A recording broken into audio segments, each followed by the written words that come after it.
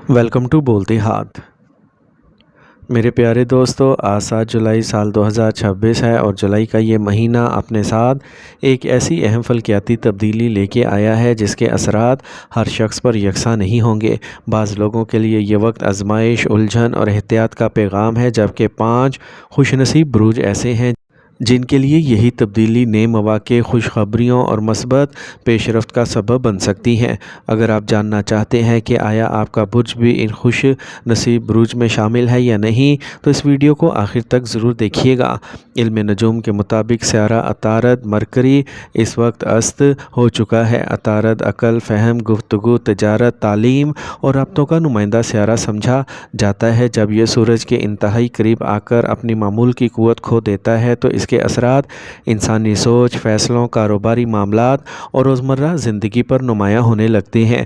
ایسے وقت میں کچھ لوگوں کو غلط فہمیوں، تاخیر اور بے یقینی کا سامنا کرنا پڑ سکتا ہے، لیکن قدرت کے نظام میں کچھ بروج ایسے بھی ہوتے ہیں جن کے لیے یہی دور غیر معمولی کامیابی اور ترقی کی راہیں کھول دیتا ہے۔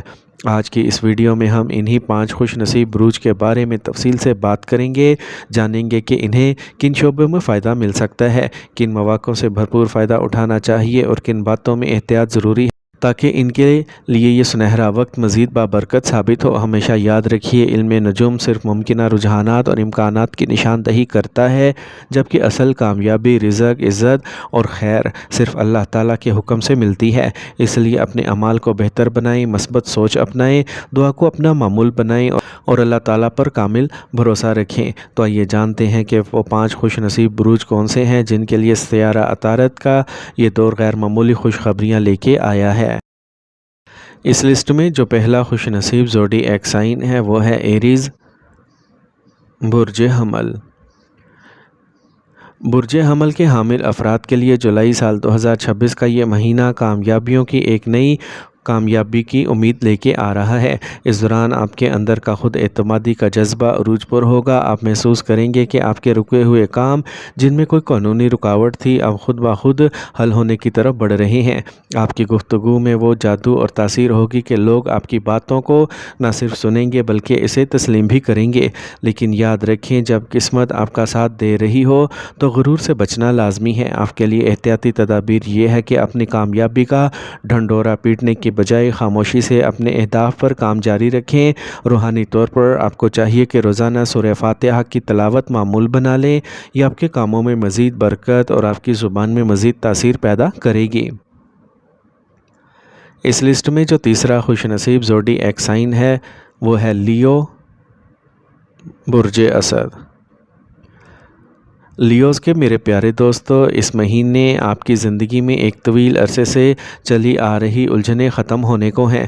اگر آپ کی پراپرٹی یا جائیداد سے متعلق کوئی تنازع عدالتوں یا رشتہ داروں میں پھنسا ہوا تھا تو اب وقت ہے کہ وہ معاملات آپ کے حق میں فیصلہ ہو جائیں۔ آپ کی لمبی مسافتیں یا سفر اس مہینے آپ کے لیے رزق کے نئے دروازے کھول سکتے ہیں، لیکن احتیاط کا پہلو یہ ہے کہ اپنے معاملات دوسروں پر بہت زیادہ ظاہر نہ کریں، کیونکہ آپ کی ترقی سے حسد کرنے والے بھی متحرک ہو سکتے ہیں۔ اپنی محنت پر توجہ دیں۔ احتیاطی تدابیر یہ ہے کہ کسی بھی کاروباری معاہدے پر دستخط کرنے سے پہلے اسے اچھی طرح پڑھیں اور سمجھیں۔ روحانی سکون کے لیے روزانہ رات کو سونے سے پہلے درود ابراہیمی کا ورد کریں۔ یہ آپ کی ذہنی پریشانیوں کو ختم کر کے آپ کے دل کو اطمینان بخشے گا۔ اس لسٹ میں جو تیسرا خوش نصیب زوڈی ایک سائن ہے وہ ہے سیجیٹیریس، برج قوس۔ سیجیٹیرینز کے میرے پیارے دوستو، یہ مہینہ تخلیقی صلاحیتوں کا مہینہ ہے۔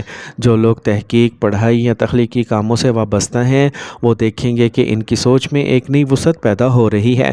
پرانی سرمایہ کاری اب آپ کو منافع دے سکتی ہے۔ آپ کی زندگی میں نئی چیزوں کا تعارف ہوگا، بس ضرورت اس بات کی ہے کہ آپ ان مواقعوں کو پہچانیں۔ اس مہینے جذباتی ہو کر کوئی مالی فیصلہ نہ کریں، کیونکہ جذبات میں لیے گئے فیصلے اکثر غلط ثابت ہوتے ہیں۔ احتیاطی تدابیر یہ ہے کہ کوئی بھی بڑا قدم اٹھانے سے پہلے استخارہ ضرور کریں تاکہ آپ کا دل مطمئن ہو سکے۔ روحانی طور پر آپ کا وظیفہ یہ ہونا چاہیے کہ کثرت سے یا فتحوں کا ورد کریں۔ یہ آپ کے لیے کامیابی کے نئے راستے کھولے گا اور آپ کو درست فیصلوں کی ہمت دے گا۔ اس خوش نصیب زوڈی ایک سائن کی لسٹ میں جو اگلا برج ہے وہ ہے ورگو، برج سملا۔ برج سنبلہ کے لیے یہ وقت تھوڑا صبر آزما ہے۔ دفتر میں یا کام کی جگہ پر آپ کے خلاف چھوٹی موٹی سیاست ہو سکتی ہے جس سے آپ کا ذہن منتشر ہو سکتا ہے۔ اس دوران آپ کا دل کرے گا کہ سب کچھ چھوڑ کر الگ ہو جائیں۔ یاد رکھیں یہ وقت آزمائشی ہے۔ آپ کو چاہیے کہ اس دوران اپنے توجہ کام پر مرکوز رکھیں اور بحث و تکرار سے جتنا ہو سکے گریز کریں۔ احتیاطی تدابیر یہ ہے کہ اپنی زبان پر قابو رکھیں اور کسی کی نجی بات میں اپنی رائے نہ دیں۔ اگر ممکن ہو تو گھر سے کام کرنے کو ترجیح دیں تاکہ آپ فضول باتوں سے بچ سکیں۔ روحانی طور پر صدقہ کرنا آپ کے لیے اس مہینے سب سے بہترین عمل ہے کیونکہ صدقہ بلاؤں کو ٹالتا ہے۔ روزانہ کچھ نہ کچھ اللہ کی راہ میں خرچ کریں، یہ آپ کے کام کی جگہ پر پیدا ہونے والے تناؤ کو دور کرے گا۔ اس لسٹ میں جو آخری خوش نصیب زوڈی ایک سائن ہے وہ ہے اسکارپیو، برج اکرم۔